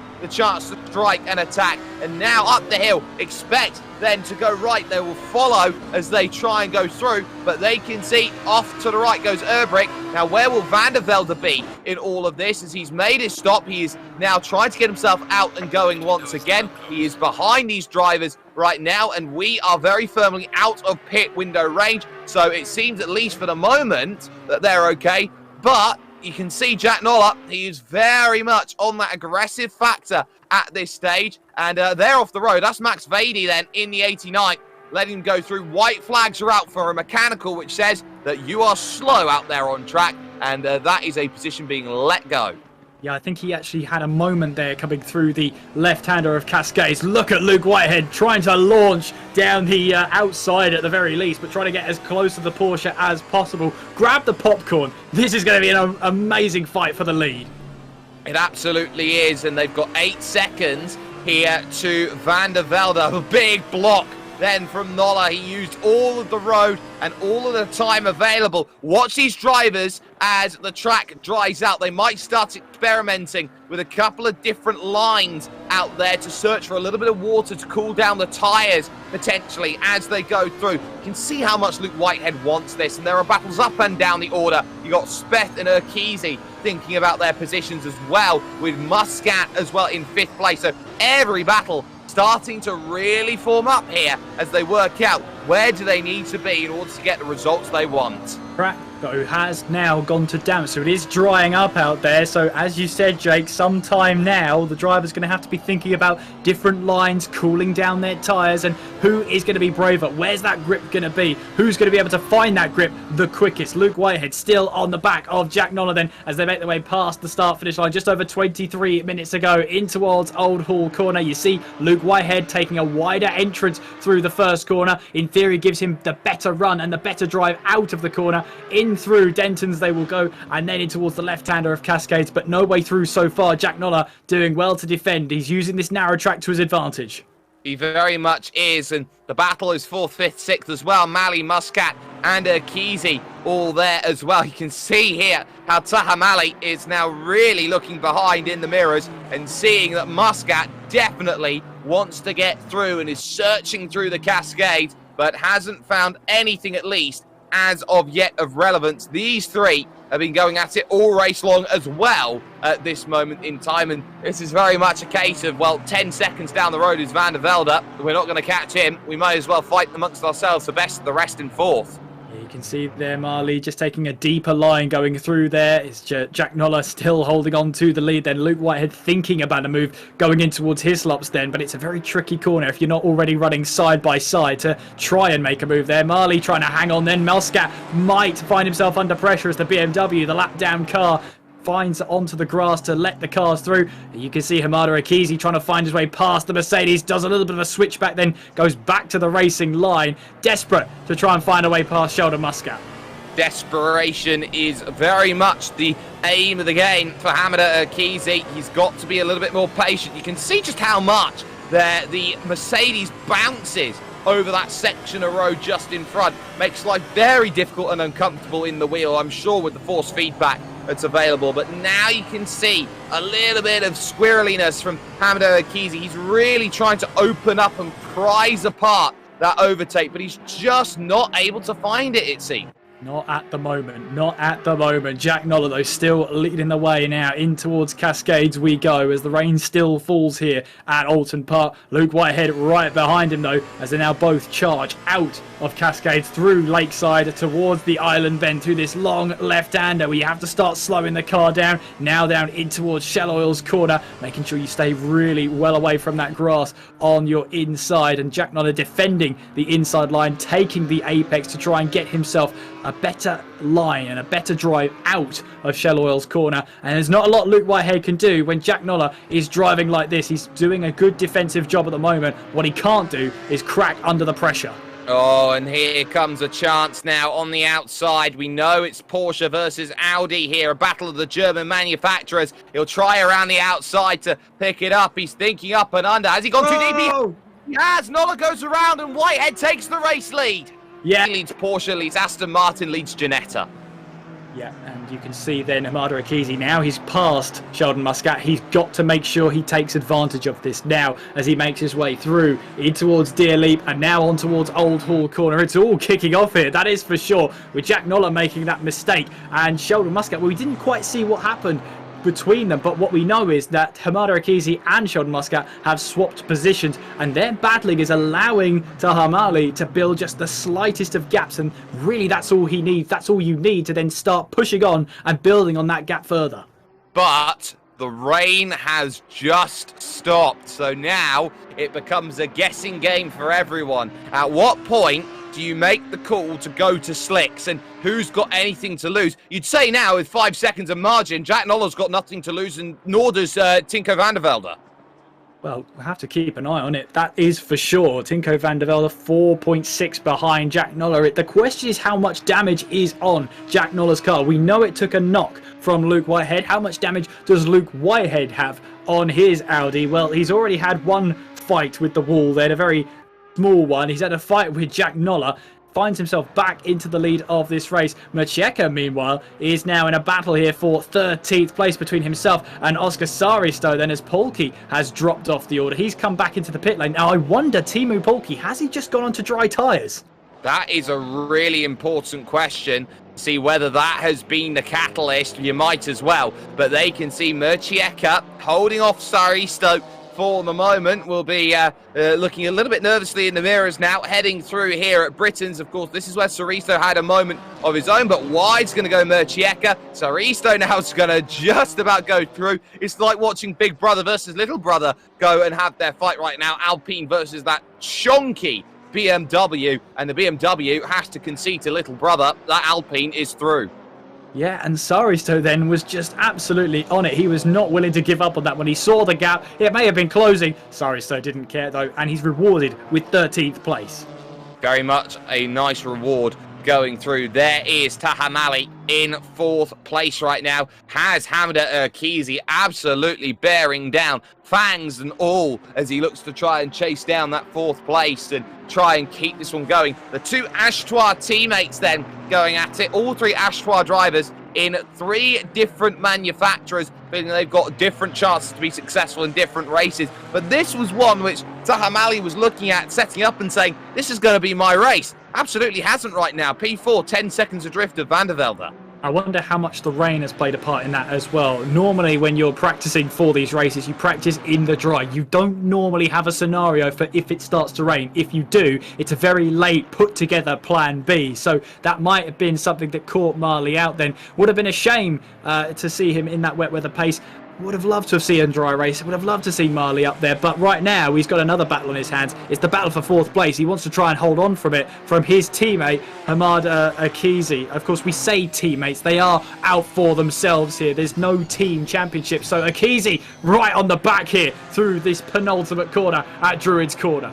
Wonderful bits of work. You can still see some of the spray kicking up, and Urquizi now moving to the inside, looking to lunge late at Lodge to get it done. Has he gone a bit deep? No, he hasn't. Nice and gathered up and plants it in the middle of the road on the exit, so there'll be no run for the Ginetta heading towards Old Hill Corner, and that is a very, very nice move, or Old Hall Corner I should say. That's a very nice move to take that 4th place away from Mali to Urquizi. So now that's another bit of focus that's going to be kept in the back of the mind, and now you just got to keep your head down and focus for those final 15 minutes and who will be making the right call out there. There is Luke Whitehead. That gap now up to 6.2 seconds, and it's not a case of Noller being slow, it's a case of Whitehead being quick. It is indeed, and he showed us that in qualifying by putting it on pole position by pretty much 3/4 of a second. He is mightily quick out here on another level today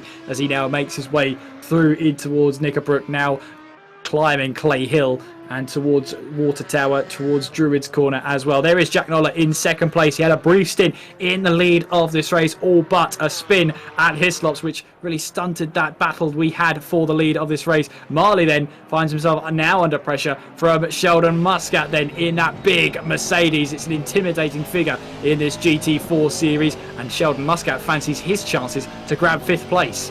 I'm pretty sure he does, and there's still that element of doubt with the track and when that crossover point is going to be from damp to dry as they go through. It's worth keeping in mind here that we've got a very low track temperature of 14 degrees. It's 13 degrees out there on track as there's a little look to the inside from Muscat, just trying to get in the mirrors then of Tahamali just in front. But those low temperatures out there on track, that's going to make that evaporation process very difficult around this place to see how that rain is going to come off of the circuit.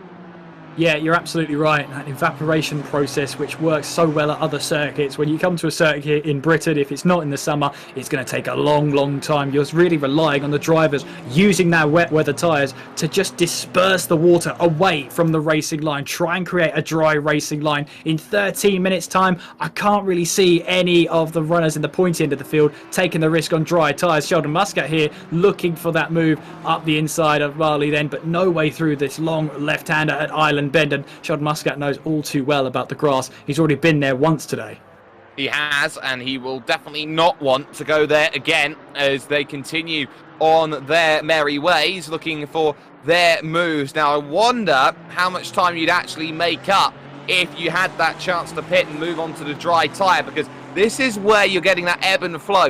Are you going to gain back 20, 30 seconds by coming down into the pits and going on to the dry? Initially, you won't. But then later on, the longer that you stay out there, they will. So it might be a case here with 12, 13 minutes to go that you're not going to get that benefit out of 6, 7 laps to gain all the time you'd lose in a pit stop. I think it's a tough one because the wet weather tyres are okay in the dry. They'll start to overheat, but on a track temperature that's 14 degrees Celsius, you might not get too bad tyre performance out of the wet weather tyres. If we were talking about dry to wet, completely different story because it's a test of which drivers will want to brave it to get to the end. But I think most of these drivers will be a bit risk averse. With 12 minutes to go, I don't think there's a huge amount of time to be gained by pitting onto dries now. Well, not a huge time, but you can see Muscat going well over to the right-hand side there of the circuit, searching for any bit of dampness out there to cool down those tyres over the course of that opening corner there at Old Hall as they descend down the avenue at Denton's the right, and it's such a deceptive right here in towards this left, Denton's to the Cascade. You do have to lift ever so slightly as you go through. You do indeed, especially in those tricky conditions, let alone in the dry. You sort of have to lift in these GT4 cars, let alone when there's just a sprinkling of water out onto the track. Then Taha Marley, 5th place right now, but Sheldon Muscat, that intimidating Mercedes right behind the GT Omega RPM Esports Mercedes, the number 14 car, back onto the power on the exit of the Shell Oils corner, now making her way, sizing up Britain's chicane. You can see pretty much straight with the steering wheel there in towards the bit of curb then, that really aggressive line in towards the curb, and look how close he is now to the back of the Ginetta. Over hilltop we go, and now in towards Hislops. A little bit of a tap to the Ginetta behind, and Taha Marley manages to keep under control then, very well held from the Ginetta. You saw there Sheldon Muscat backing out completely after that.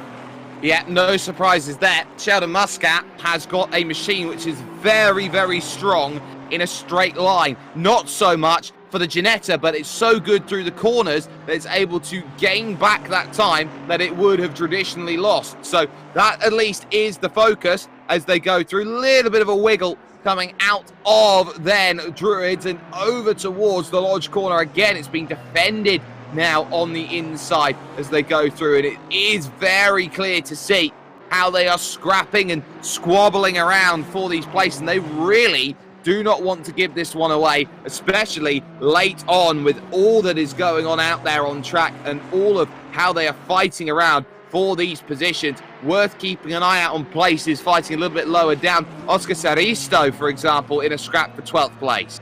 Yes, every point here matters in this championship. Of course, the top 6 get some sort of prize, so it's well worth making sure you get to the line with as many points as possible. When we head to Kailami in 2 weeks' time, all starts again about who will try and get the most amount of points on the board. It's been a challenging day for these drivers, and there's less than 10 minutes of this race to go. Look at Sheldon Muscat really turning up the wick now, turning up the heat, and the Ginetta lights up the rear tyres. This is Muscat's opportunity, and he can try and use that little bit of run down in towards this first chicane. Britain's then has the inside line, but he'll have the worst getaway, the worst drive out of the corner. This is though he will use that engine power that the Mercedes has now as we head over hilltop down towards Hislops, but nowhere to go once again for the Mercedes, and the Ginetta of Marley manages to hang on to 5th place. And this is what you find when you go and race. Everyone tells you rule 101 of the 101 handbook is, again, wide off of the corner goes Taha Marley, who's really having to make that Ginetta wide going on through. You're told go to the inside. It's easier to make an overtake on the inside. But when you're on the outside, you have that ability to pinch, and that's what we saw with Taham Ali over there at Britain's. He pinched on Muscat, gave him nothing to work with, and again there is nothing to work with going through at Lodge Corner. So once more this becomes a waiting game as they figure out where can the move be done, if at all, in the final 8 minutes 45 seconds. Another little look to the inside. Yeah, no way through so far then, with just over 8.5 minutes to go. You can see there is a dry line starting to form, though, on that racing line. So this is where now the drivers will be trying to see if they can keep their wet weather tyres intact here. You see Sheldon Muscat taking a wider line, cooling those tyres, and you can see there Marley with that better handling Ginetta pulling a gap then as they make their way through. There you can see Sheldon Muscat then going over to the right hand side of your picture, the left hand side of the track, just to get some temperature back into the tyres. Yeah, and it's that temperature in the tyres that we'll be keeping a full focus on at this point in time, because if you can keep the temperature in the tyres, you're good out there on the wet, but on the dries, it's very much a different story. So if they are going to be struggling with that tyre life, you're going to be having a lot of drivers, some very, very expensively hot tyres, trying to get themselves through. There is the battle, Erbrick and Saristo for position. There tries Saristo. He's not quite there with an angle just yet. This long left is so committed in the wet as you go through, because you know you've got to try and set up for here. Yeah, it's very, very difficult as well. You've got to try and turn in. You've got to make sure you keep the pace up, but you've also got to start to slow the car down as you make your way in towards Shell Oil's corner. So very, very tricky, a very deceiving corner by the eye there. As soon as you put a car around there, you will see how difficult that corner becomes. Saristo then really eager to grab this 12th place, though, riding on board with him as he tries to find a way past the McLaren of Jan-Nicolas Erbrick. Down through Hilltop we go and in towards Hislops once again in this race, trying to find the grip, making sure he can get the power down. Now making our way through the right-hander at Knickerbrook, back onto the power once again, and it just looks like the McLaren has the position for now and will start to pull away thanks to that better exit. We've now got a track state which is not damp, it is greasy out there. So this is right on the crossover, you would say, between wet and dry tyres. We've not got a damp track, we've got a greasy track out there. So here's a little think to the inside again, trying to go through. No real looks about it right now, but all of these drivers, they are all going to have to stay out right now, bite the bullet for a final 6 minutes of this race, because they have no discernible advantage of a time that they are losing going down into the pits compared to the tyres that they've got on. Yes, absolutely. They'll have to be careful here, as that is Hamada Akizi as well, really taking liberties with the curb there, attacking them like he's got no suspension to damage. Taham Ali, though, starting to try and pull away from Sheldon Muscat then as we head down the hill in towards Hislops and then in towards the right-hander of Knickerbrook then. And I have to say, Marley has done really, really well to hang on to 5th place here. Sheldon Muscat has really turned up the heat, turned up the wick, and at the moment, Marley has done fantastically well to do the defensive job that he needs to do. Multiple occasions Sheldon Muscat has tried to stick a nose up the inside and even try to move round the outside. Taham Ali was on the outside at one point and still managed to hold on to the position. This drive alone to hold on to 5th place has been a really, really good one from the Ginetta driver.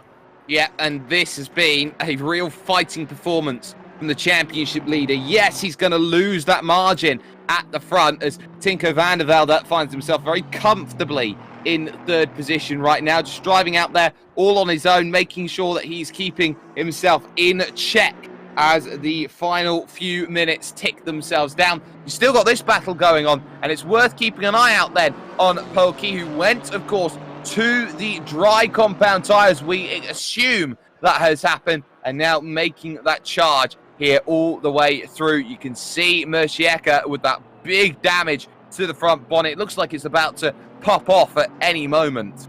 It really, really does, as Polke tries to find a way through there, and he might just have it there as he swoops past Mercieka and up into 14th place. Mercieka looks like he's starting to struggle with those tyres and just trying to make sure he gets that car to the end. Polke has absolutely no doubts about that one, as we see Erbrick then and Saristo. Once again, we've rejoined that battle for 12th place as they descend all the way through in towards Denton's and now towards Cascades, as the Alpine car just having to try and slow down a bit more than maybe they expected, as there goes Samir Foch. We haven't seen a lot of him in this race. That's his camera time, as we see now behind him, the battle for 12th place.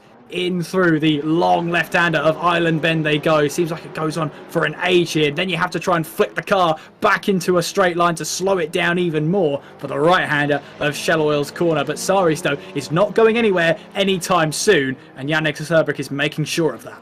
He certainly is, and Erbrick is doing a great job of holding this one off, and they're going to be driving effectively on stalks here as they go through. They're taking the dry line, they're making sure they're driving with all they've got. The gap at the front now is up to 13.5 seconds, so Luke Whitehead is putting in chunks of time at the front, but at least for the moment, the DJ racing car of Jan-Nicolas Erbrick is looking behind in these final 3 minutes and goes, well, the only thing I've got to do is defend and maintain a gap, and he's doing just about enough right now.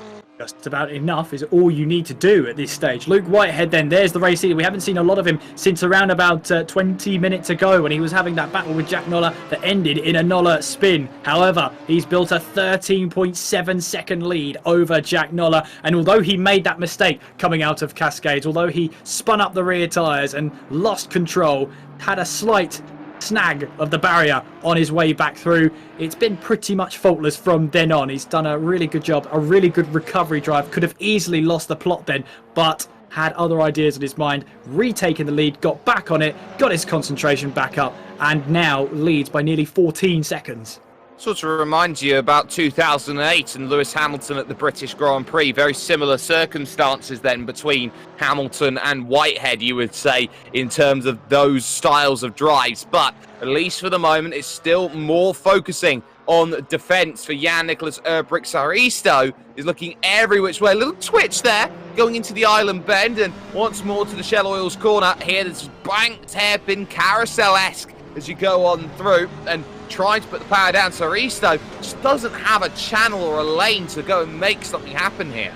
Not at the moment, but he'll certainly keep on looking for it as we head in towards the chicane here at Britain's, and now back onto the power over Hilltop we will go. And once again, Saristo has a little bit of toe now down towards Hislops before that braking zone. But you see that McLaren pulling away from the Alpine then in that little bit of a stretch down towards Hislops, now in towards Knickerbrook then through this right-hander as both cars trying to take slightly different lines, and that Alpine looks like he's got a great exit. There's Jimmy Holm then trying to catch up to the back of Simon Spett then, and Sheldon Muscat is into the pits.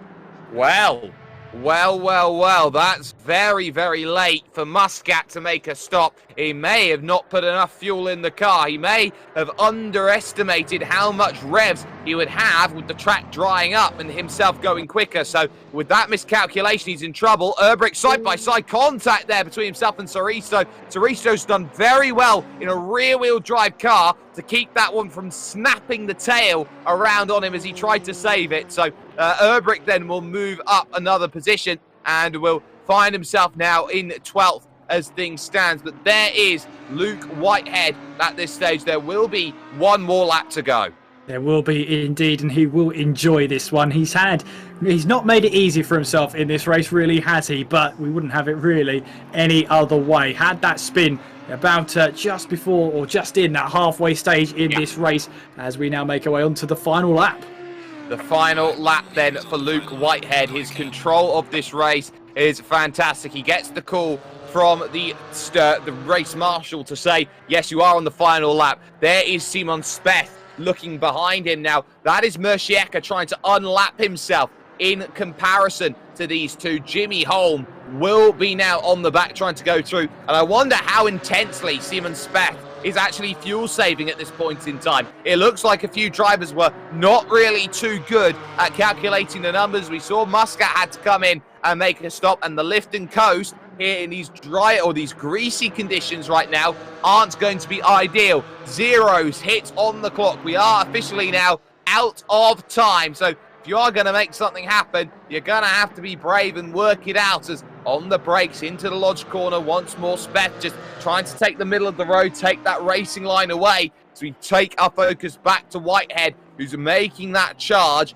over towards then the Hislop chicane and the Knickerbrook corner, one of the most famous names in all of British track racing. That pond in the background, that lake there, is a little bit fuller than it was when we started this race outright, but but one small spin for Luke Whitehead. The recovery job, the driving has been absolutely remarkable. Forced an error out of Jack Noller there at Hislops, and from that point on, he's been pulling away. It's over a second a lap from this point to the end of this race. He's only got the Lodge to go and pass. He'll then jump over the Deer Leap, and from that point onwards, Luke Whitehead, he's got nothing more to worry about. Welcome to control of the championship of your AMD GT4s. It's Luke Whitehead who wins at Oulton Park.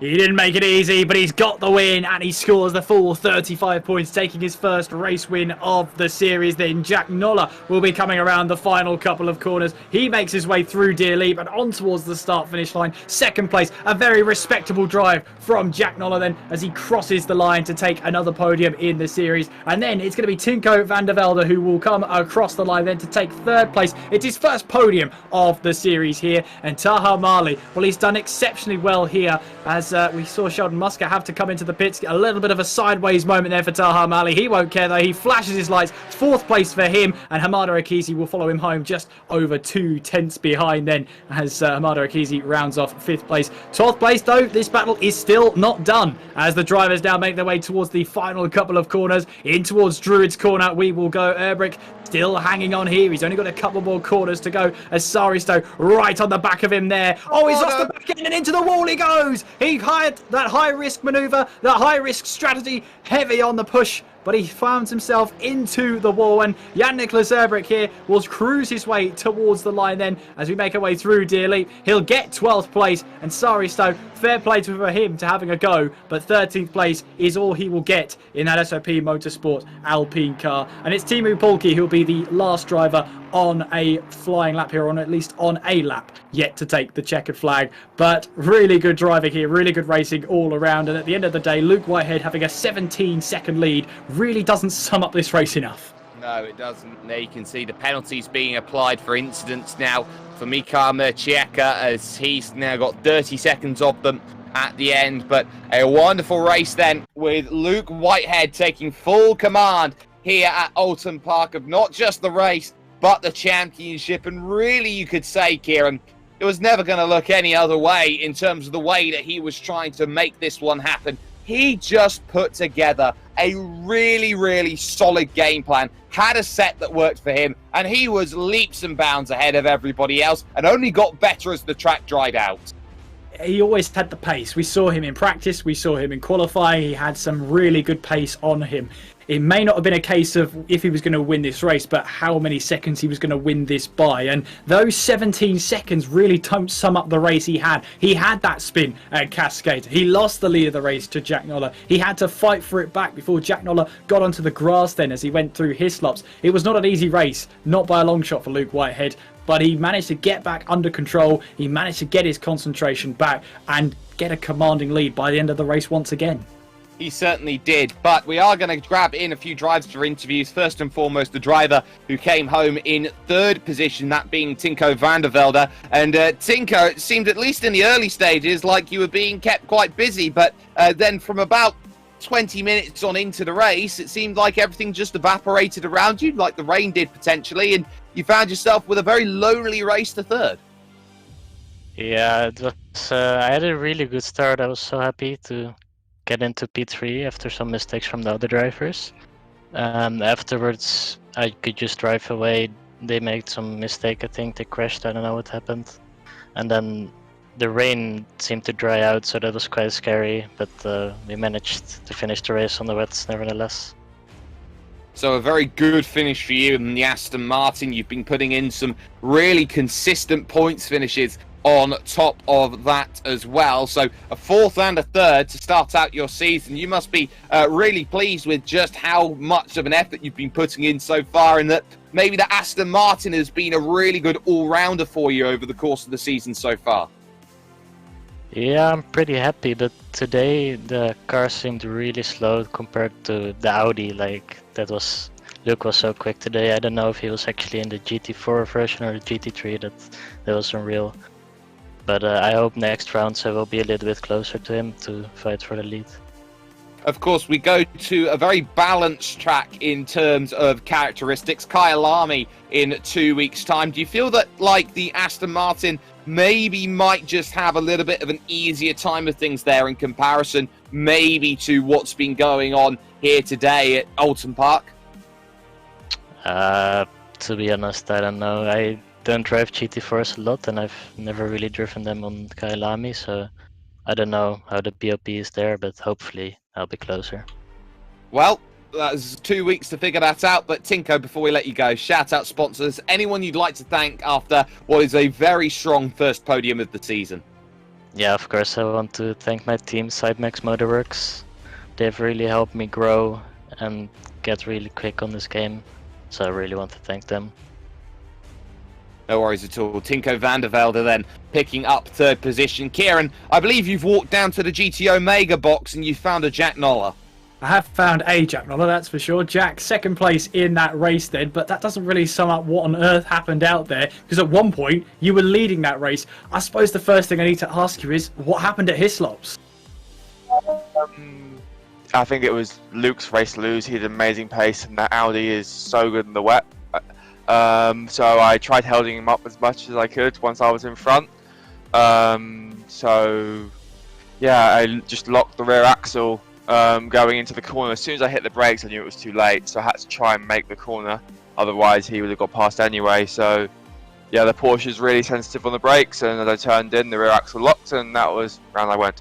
But fortunately, it was in a place I could just quickly keep the spin going. Ultimately, keep second place.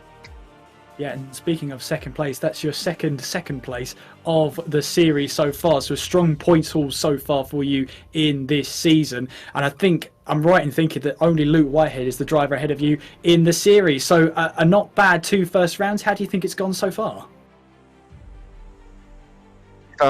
Really good start. I've got 2 second places, Luke a third and the first. I think it could be really close, and I think generally it's really close.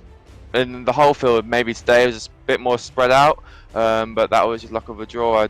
That was the first ever race I've done in a GT4 in the wet, so I think the same for Luke as well. So it was just a matter of just keeping on the track and seeing what happened. So I was really happy with qualifying. I think better than I would have been even in the dry, and then just trying to keep the Audi honest. He made a mistake, which is a shame, but he managed to get back past me in the end, and very happy with P2. And in that last quarter of the race, we did see a dry line starting to form. So how were the tyres towards the end of that stint? Did you struggle with any overheating at all? The rear tyres were red and front tyres are orange. PSIs weren't too bad, 31, 32, about 1 or 2 degrees over optimum, but not the end of the world. Just driving offline to try and cool it down at the end, just driving within myself just to get to the end of the race. And just quickly then for Kyalami, as we look ahead to the next round in 2 weeks' time, how are you feeling there? What's the confidence levels up, and can you make it another podium?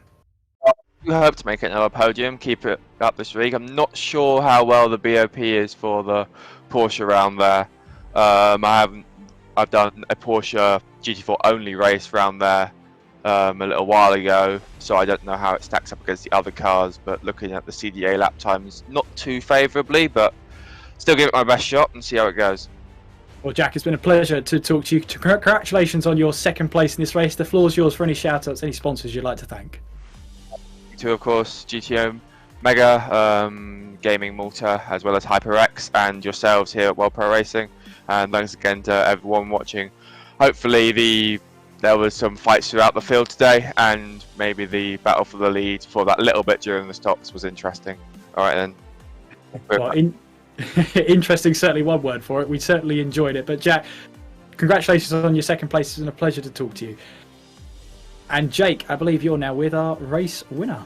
I have found Luke Whitehead here. Luke, that was a race where by pace you were head and shoulders above the field, but it wouldn't be remiss of us to talk about the one moment in that race where it probably didn't go right for you, which was at Island Bend. I was rather hoping you wouldn't mention that, to be honest. I'm still very frustrated about that, if I'm completely honest. You know, it was a mistake that I didn't need to make. It was just, I didn't need to make it. I had a gap of about, I think, 10 seconds at the time. I was pulling away by a big gap per lap, and I just sort of lapsed in concentration for just a split second, and then, you know, around that corner, there's absolutely no margin for error anyway. So, you know, I just missed the curb by, I think, about, you know, probably a foot, less than a foot, and, you know, the car just didn't turn. I clipped the grass, and once you clip the grass from there, the car's gone completely. So very frustrating. But you know, it made the race a lot more challenging, and it made it a lot more entertaining from my part. Obviously, having to hunt down Jack again, who was, you know, I was helped quite a lot by him being stuck behind the McLaren. I think it was Erbrick when he came out of the pits. So I was helped a lot by that. But I think, you know, the pace was a lot better than I expected. You know, I did no testing in the wet, and I've only ever driven this car once in the wet at the Snetterton special event, the one that Assetto Corsa sort of holds. It's a time trial event, second in the world there. So I knew I was decent in the Audi, but I just didn't know how it would stack up against the rest of the cars. But, you know, I'm happy with the result. You know, well done to Jack and Tinko. They both drove brilliant races, and also Taha Maleh and Hamada, you know, my two teammates. They both drove really well. I saw that they had a very big battle. I think there was about 7 or 8 cars in the train at the start of the race. So I was watching that with bated breath, you know, to see who would come out on top. But yeah, really fun race, and I'm happy with the outcome in the end. Of course, really happy with the outcome. You found the result that you needed. You've got the championship lead now by solitary point heading to Kyalami, and really you go to a track which from what was a little bit more difficult over at Spa-Francorchamps to here where you were head and shoulders above the field. Are you just gaining more confidence with the car, and is it that confidence which is propelling you forward more than the overall setup work which is going to maybe come into play over at Kyalami? The helpful thing is with these GT4 cars, I don't drive them a lot, but the helpful thing is there's not a huge amount that you can change to gain a lot of time. You know, in GT3 you can change the bump stop rates, you can change the dampers a huge amount, you can change the aero, you can change the weight transfer. You know, there's a huge amount that you can change, whereas in GT4, quite a lot of it's been restricted. I think there's only 3 or 4 different aero settings in the Audi. I think there's only a few, you know, ride height changes that you can make, and you can't change the bump stop range or many of the damper settings. So it's very limited. So I know where I'm at roughly with the same setup for every track. I made a couple of adjustments to the setup for the rain, obviously, but yeah, the car was brilliant here. I knew it was going to be good because I know it rides the curbs like a dream, and I think it showed that. You know, through the middle sector, I think I was about 4.5 tenths quicker than anyone in the dry, and I think about 3.5 tenths quicker than anyone in the wet through that, which is where you need to launch the curbs. But, you know, looking towards Kyalami, I'm not sure what to expect whatsoever. You know, I knew roughly where I'd be at Oulton because obviously I'd looked at British GT Esports, I'd looked at the times they were doing, and in the dry, I think I was quicker than what they were doing there. So Kyalami, completely blank slate, but a track that I like quite a lot. So, you know, hopefully it goes well, but I know that the Astons are extremely quick, and the Ginetta and the Porsche. I've driven all 3 in there. Absolutely insane around there. But, you know, we'll have to see where we go. I mean, Spa was a track that the car was very weak at, and we still managed to grab a podium. So, you know, we'll just have to see where we go. And again, damage limitation is the key, and consistency is the key. Well, it certainly is, and it's been a dream drive from you today. Before we let you go, Luke, shout out sponsors, anyone you'd like to thank.